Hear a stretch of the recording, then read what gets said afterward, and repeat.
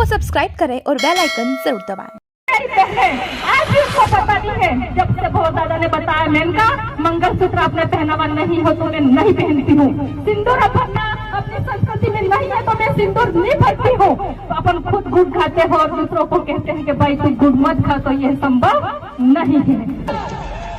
विशेषकर मैं बहनों को आगाह करना चाहूंगी कि आज के बाद कोई व्रत उपवास नहीं करे। मैं भी खुद करती थी, पूरे सप्ताह में 7 दिन उपवास करती थी, लेकिन जब से मेरे भोर दादा के संपर्क में आई पूरे उपवास छोड़ दिए बहनों। इसलिए इस मानसिक गुलामी से हमें बाहर निकलना होगा। बहुत बहुत धन्यवाद।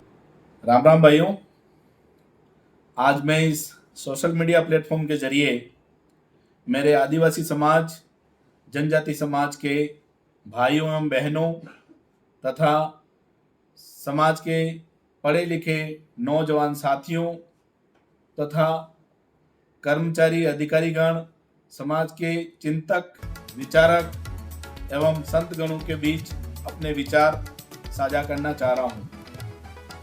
मित्रों, जिस तरह से जातिवाद आधारित राजनीति की शुरुआत डूंगरपुर बांसवाड़ा से हुई है, जिसका नाम पहले बीटीपी था और बाद में बीएपी बना।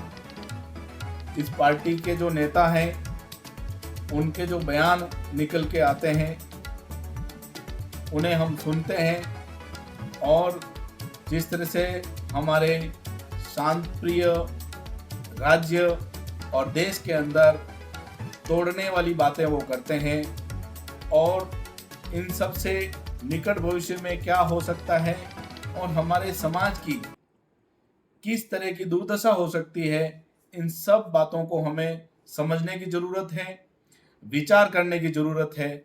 इसके लिए मैं आपके बीच निवेदन करना चाहता हूँ।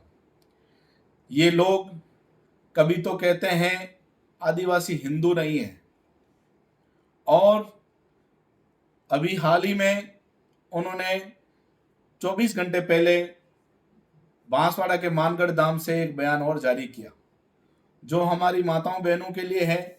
उन्हें निर्देश दिए हैं उन्होंने कि मंदिर नहीं जाना, सिंदूर नहीं लगाना, मेहंदी नहीं लगानी, इस तरह की बात उन्होंने माताओं बहनों के लिए कही है। तो जरा विचार करने की ज़रूरत है कि ये लोग ऐसी बातें क्यों कह रहे हैं और ऐसी बातें कहने के लिए और भारतीय आदिवासी पार्टी से जुड़े हुए नौजवान युवाओं का माइंड वॉश करने के लिए उन्हें साहित्य कौन उपलब्ध करा रहा है और कहां से उपलब्ध करा रहा है, और इन सारी बातों के साथ में निकट भविष्य में हमारे समाज कहां खड़ा होगा। मित्रों, समाज में एक कहावत प्रचलित है, जिसकी लाठी उसकी भैंस। जिस परिवार के अंदर 5 भाई होते हैं, 7 भाई होते हैं, उस परिवार का समाज के अंदर बड़ा नाम होता है और रुतबा भी बड़ा होता है, और एरा घेरा नत्थु घेरा उस परिवार की तरफ आंख उठा के नहीं देख पाता है।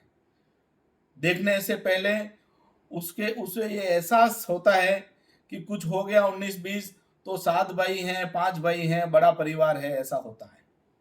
मित्रों, मेरे कहने का तात्पर्य यह भी है कि इस लोकतांत्रिक व्यवस्था के अंदर जिसके पास में बहुमत है वो सत्ता सरकार में होता है, उसकी सत्ता होती है, और जिसके पास बहुमत नहीं होता है वो सत्ता से बाहर उसे बैठना पड़ता है। आज राहुल गांधी के पास में 99 सांसद ही जीते, जिसकी वजह से वो विपक्ष में बैठा हुआ है।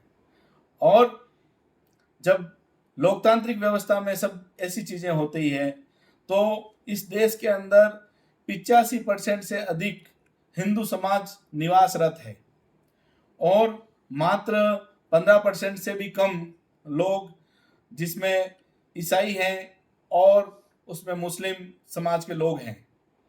तो क्यों हम इस 85% के महासमुंदर में से निकल के बाहर जाना चाह रहे हैं, और बाहर अगर जा रहे हैं तो बाहर हमें कौन निकाल रहा है, और हमें जनजाति समाज के लोगों को बाहर निकालने से किन लोगों को फायदा हो रहा है।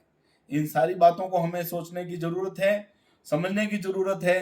कहीं ऐसा नहीं हो कि समय हमारे हाथ से निकल जाए। विचार करने की जरूरत है। यही विचार आपके बीच साझा करना चाहता था। बहुत बहुत धन्यवाद।